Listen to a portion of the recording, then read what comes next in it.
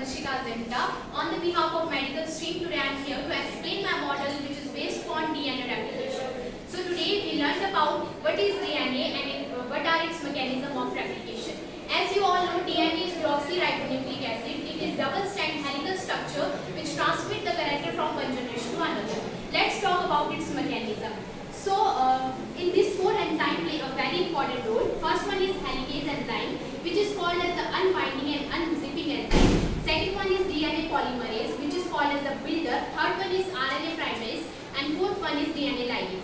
So first procedure is called as the recognition of the origin of the replication, in which the helicase enzyme starting forming the origin is that place where the complementary base pairing is double. For example, adenine is always paired up with the thymine and thymine is always paired up with the adenine. Now, unwinding of the hydrogen bond. After finding the origin, the helicase enzyme starting unwinding the hydrogen bond into a Y shape, which is called as the replication fork.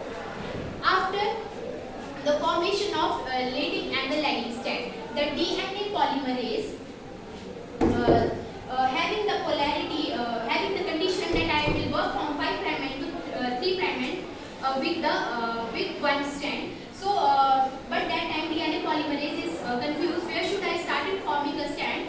That time the RNA primase attached a segment which is called as the primer, which act as the direction for the DNA polymerase by forming a continuous strand known as the leading strand.